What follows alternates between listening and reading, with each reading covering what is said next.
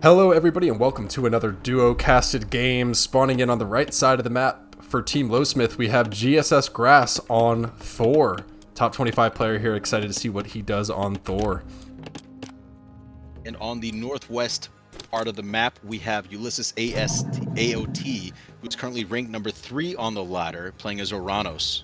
Very exciting matchup we have here today, guys. Yeah, this is our second game that we've casted between these two. I believe the last matchup we had was Odin versus Poseidon. I believe it was that game. So a bit different of civs here in our first Atlantean cast. So I'm excited to get an Atlantean cast in here. Obviously none of us play Atlanteans much, but we do see the oracles coming out onto the map, looking to get that favor set up. And for the build order that we have here, it looks pretty standard for what other civs would expect. You've got most of your villagers on food, and then this is basically the equivalent with Greek and Egyptian, or I guess with Greek and Norse, we'd usually see 2 or 3 on gold and wood, and with the Atlanteans, we probably just expect the 1.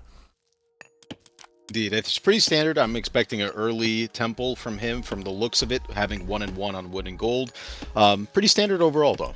Yeah, let's take a look at Grass, because Thor, really interesting spot. I put out a big Thor guide, and it's really seems like the dominant god right now at the top of the ladder.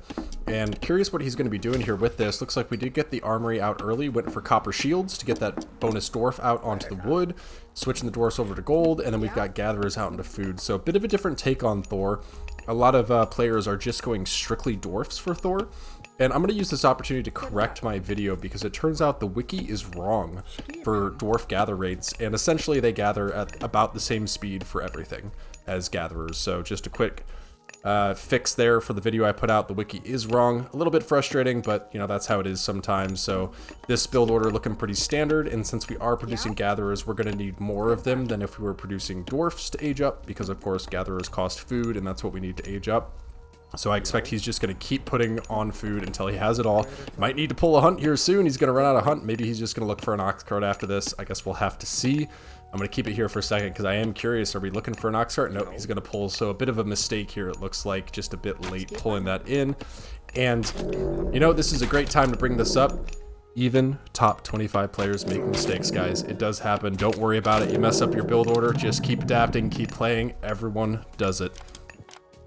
Indeed, and honestly, I would have loved to see him pull down that gazelle too, just to be able to have a second place to get food from early on. Yeah. And, you know, we've got this here, also pulled this into the TC, likely just for damage on the Rhino from the TC, rather than having the citizens take damage. But, you know, one of the things I keep preaching in my videos is that if you're new to this game, I do think the Atlanteans are the best place to start. It's a lot easier to macro your citizens there. And there it is. There's one of the situations where I feel like popping into the TC did not really save any time, but we did see it happen. Maybe it's just for the muscle memory, and it looks like we do have Oceanus coming out here for Oranos. On the other side, we do have Forseti, pretty much expected for both of these matchups with what they're going to be getting. So early on, as the Atlantean player picking Oceanus, he's going to get utility to be able to have a myth unit who's going to be able to heal, but not necessarily contribute to the fight directly on, as we're going to see with JSS.Grass. But you do see the first Sky Passage coming up, so you would imagine... Oh, and a second Sky Passage right behind.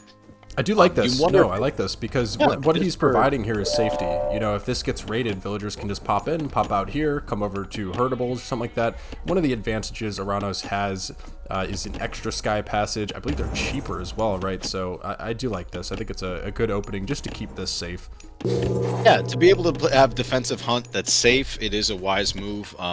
Most of the time you see them being put in a forward position to be able to aggress more, but in this case, I think Ulysses is taking advantage of being able to have safety for his villagers.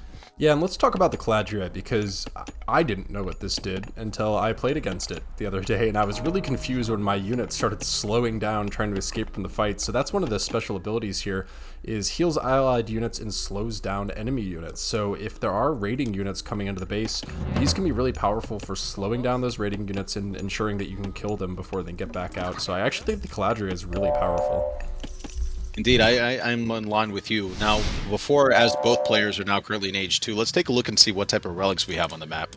Yeah, it's a great opportunity to do that. I don't expect we'll have any super early aggression here with this matchup. We do have down here Pamilion statue with the villager hit points, decent relic there to save villager raids. Charn's Obol, villagers return part of their cost upon dying, so another anti-raid relic there.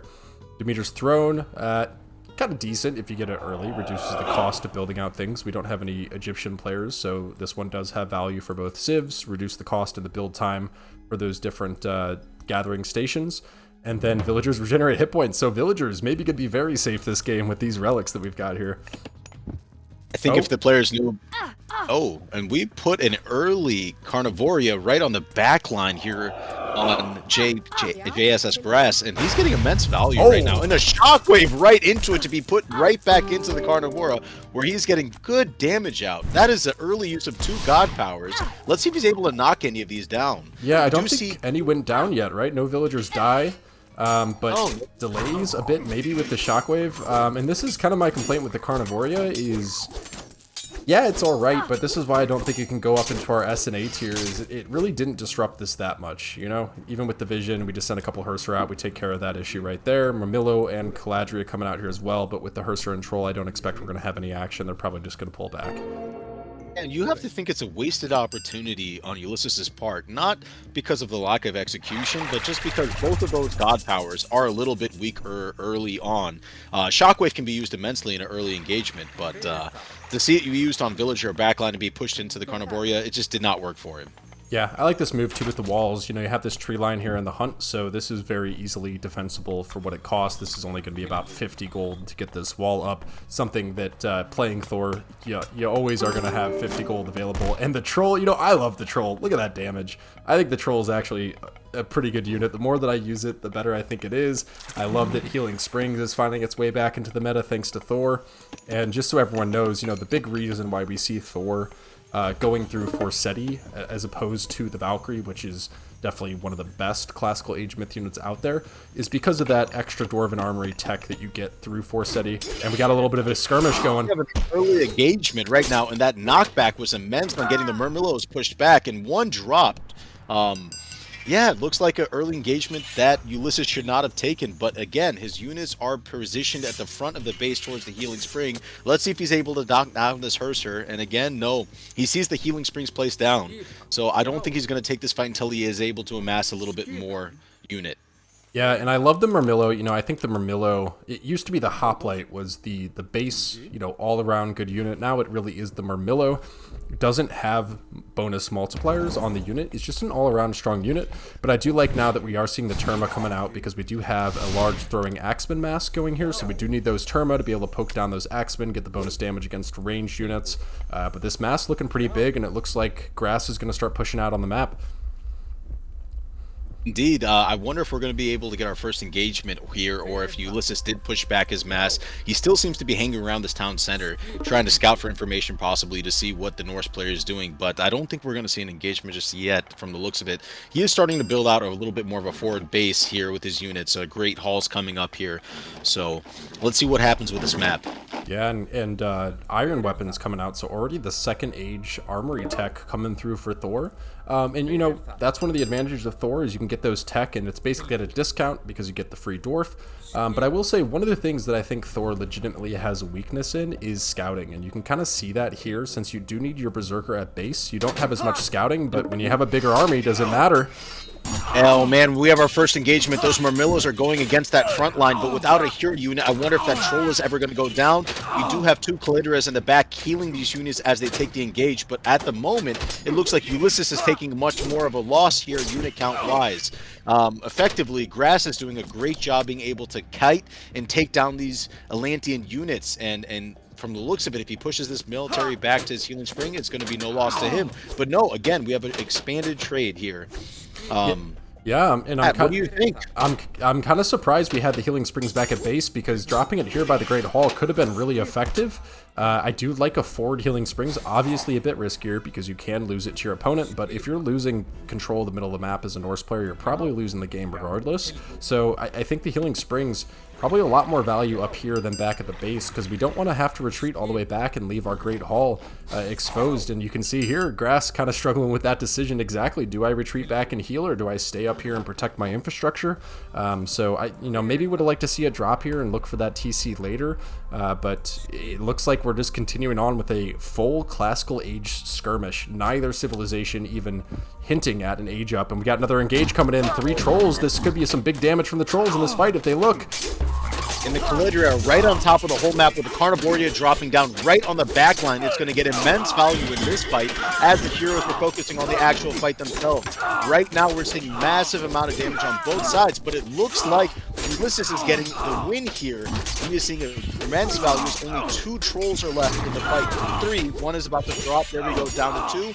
And it looks like Ulysses is able to clean up for the most part. Yeah, these trolls actually proving very effective. I almost would like to see Cave Troll coming through, upgrading these up if we're going to mass them. That special attack, you get reduced cooldown on that, and that special attack versus this large infantry army is actually proving very effective. Another troll coming out. Yeah, we should see Cave Troll coming through soon if we're going to be building this many trolls, and it looks like we're going to be taking that TC. Let's ride along with Ulysses AOT. Did he go for a second TC? Does not look like it yet. Now, Matt, do you think that Ulysses should have upgraded a few more of these Murmillos into heroes to be able to possibly combat some of these trolls? Absolutely. I would like to see that. Of course, he did go for the Carnivoria rather than Valor to upgrade the heroes for free, so that's part of this mass. Looking pretty big here. I don't think this TC is going up.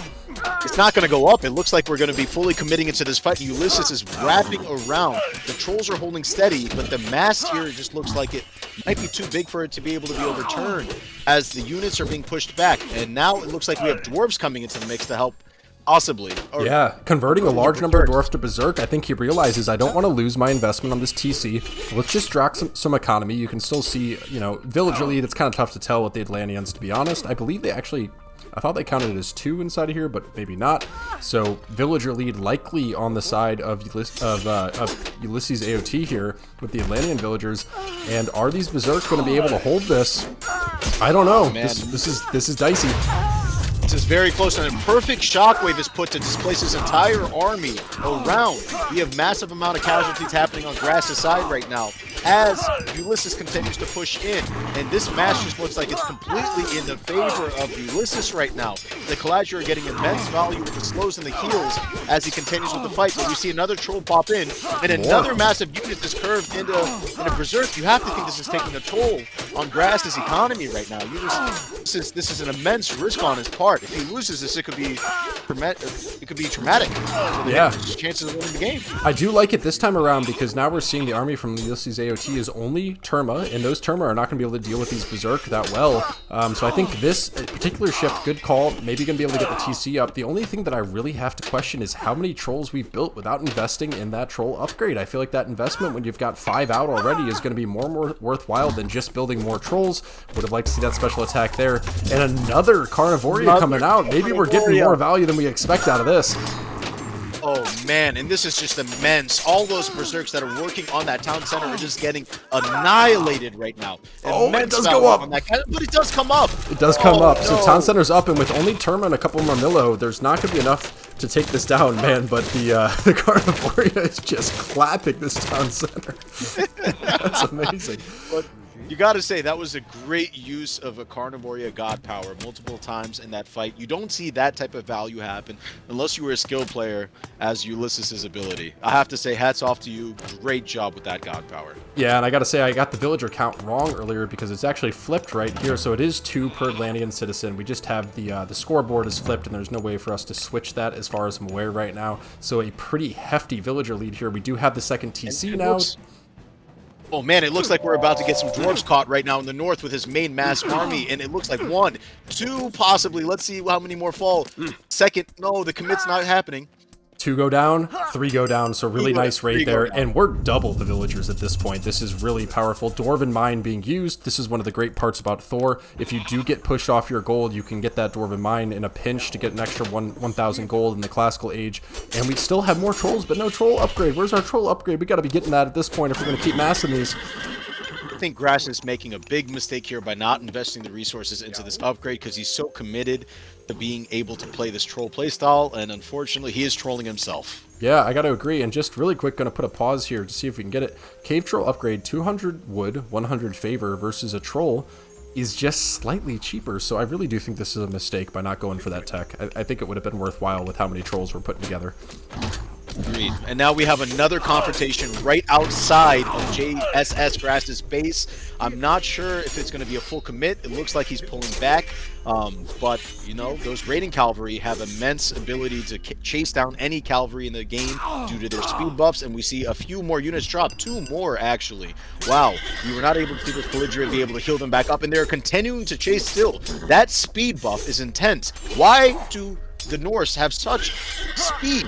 I still wonder. Oh man.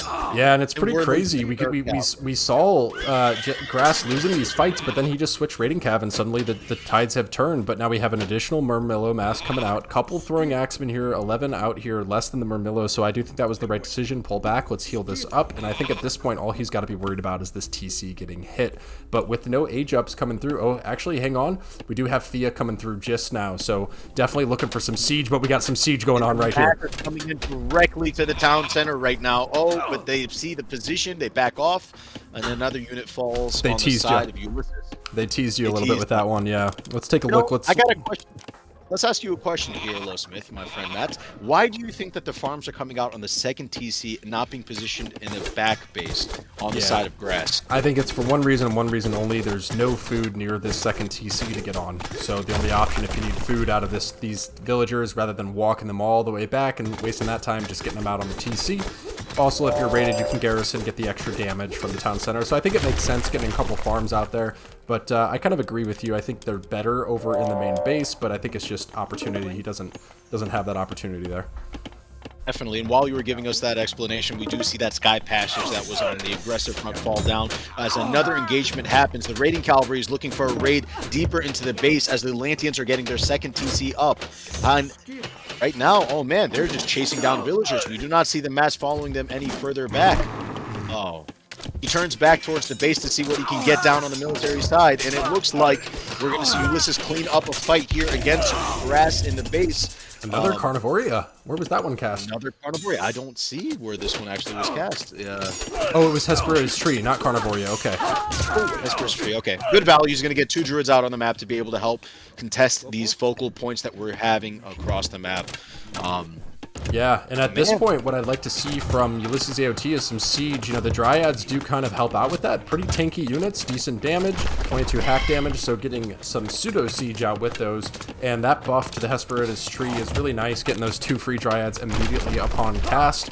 Really nice, so continuing to push here, but we do need some siege to actually take this down. We do see the Stimpbird coming out, looking for some raids. TC not quite going to be able to get it, and this TC's in trouble. Villagers running in to try and defend it, but another Carnivoria coming out, and Berserker convert again. Oh man, we see another Carnivoria go down, and the mass push onto the village who just exited the town center. It is an absolute massacre as we see more and more units go. In the front line back in the first TC, we see an engagement between the trolls going against the main flank of the army, but that town center is not going to last. We see Berserkers coming into the back line to be able to reinforce that troll front as those units are pushed back, but the town center is falling. And man, you have to say this is a big win on Ulysses' part. And oh no! That's the game. Ulysses was able to front out the Norse in Grass with that town center fall. Yeah, and maybe we found what can beat the Norse, because we do see Thor just winning everything out there, but the Atlantean powers, and I gotta say, if we're talking God Power tier list, I think we've made a big case for the Oranos God Powers. Some of these bump it up into S tier, the Shockwave usages, even the Carnivoria, you know, I don't think S tier, but we got some really good use out of it inside of this game.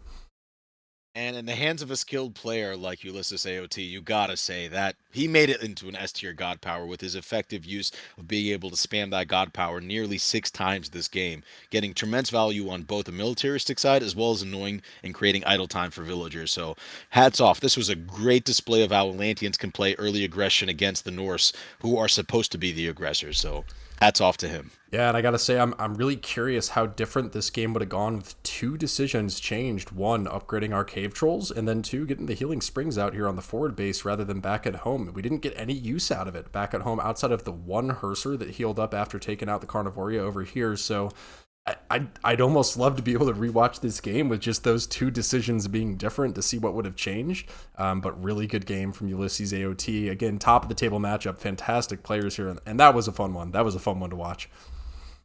Indeed, I think it was great. I think your points are great there on getting those healing spring pushed up to the front line.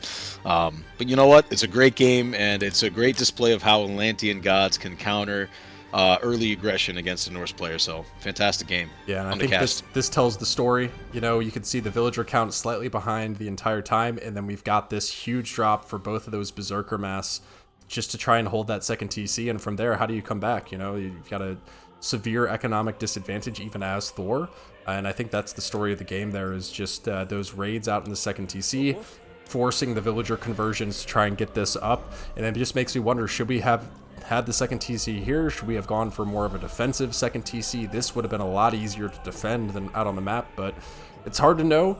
Really fantastic game. Really enjoyed casting that one. Thank you everyone for watching. If you're interested in more content like this, go ahead and subscribe to the channel. And if you're interested in playing some in-house tournaments, in-house games, we do have a Discord community going that we're trying to get some free-for-all tournaments, just some for fun tournaments going. If you're interested in that, check out the Discord link in the comments of this video and on the channel, and go ahead and join the community. Jay, any final As thoughts? I really enjoyed it, and if you enjoy these casts, let us know in the comments. We appreciate the support, and as always, we'll wait till the next video. Thanks, everyone.